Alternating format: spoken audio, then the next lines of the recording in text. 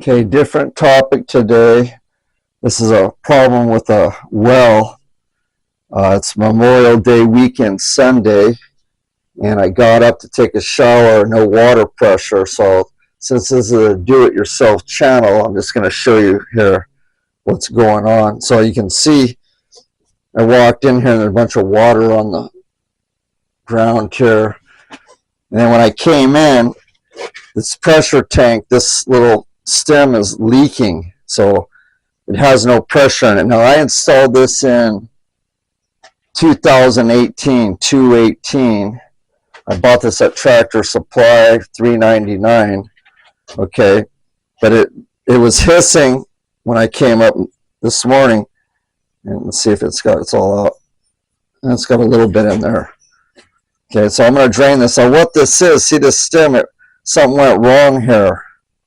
So what I'm going to do is I'm going to have a tool. I'm going to show you. I'm going to come back on another video and show you about changing these stems. That's a good tool to have. But I just want to talk about this well. I changed this well in 2/18. I put a new pump in there. You can see I wrote it down here. The well's 220 feet deep. So I had a bunch of pipes. Now, it was the original well in here, and it had galvanized pipes in it. And so the way I did it is I didn't hire anybody. I took the roof off, and I came over with a forklift, and I had a buddy, and he'd pull it up with a forklift. I grabbed it, and then we just pulled it up, and I cut the rusted pipe off and just pulled it out, 220 feet of it. And then I bought a new pump from Tractor Supply and installed it, new wires. In fact, here's some of what the wire looks like. You can see it. This was the leftover wire. This is all bought at Tractor Supply. So I'm just showing you for do-it-yourself.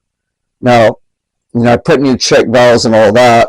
The one thing you want to do is I've had a lot of problems with these pressure switches. And I always carry one or two, 40 to 60 PSI, brand new ones. This was just replaced. And that's a major problem. You got to check that. And you got to make sure that your pressure is right in here. I think I put at 38 PSI, and that's a 40 PSI to 60 switch. Okay, and you need that. So what I did, you want a digital pressure checker. And I'll show you that when I get set up.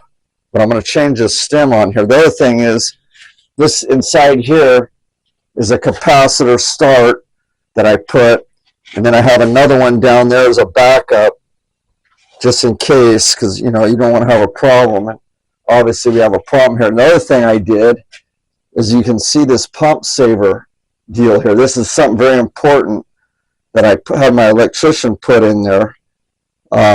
You want to look into this, because what this does, you have a lot of power outages and things, and you don't want to single phase these pumps and burn them out. PG&E or whatever company you have that does your power, out here they turn it off. It goes off at least 3 or 4 times a year, and they start it back up, and sometimes there's a problem. And if you have a bad leg or something, sometimes it burns your pump out, and it's way down there. It's a major problem. So you want to look at doing this. This one, you can see it. It's a pump saver little fuse. You might be able to do it, but it basically shuts everything down if the power's wrong. Okay, single phasing. Now the other thing that I did is when you had them put that in, this is a transfer switch right here. Okay, you got this, and the way this works is see how it pulls that over. Okay, that's how when you set it over here, this puts on a generator, and I have a cord right here where if we lose power, I just flick that switch over, and then I take this cord out and I have this generator right outside. I've had to use that several times when they lose the power, at least so it has water. So those are some tips. Like I said, this is a do-it-yourself channel, and I'm going to come back and I'm going to show you how I change this stem out and the tool you need. And I have this tool because a lot of tires have a problem, and instead of going to a tire shop, So I have all this stuff, and I've used it many times, and I come in here and this thing's hissing, so it's bad, and then so you lose all that. I'm hoping that's what it is, because I recently changed the pressure switch. So stand by. I'll get set up and come in here, and I'll show you how I do this and what the tool is. Okay, stand by for the next one.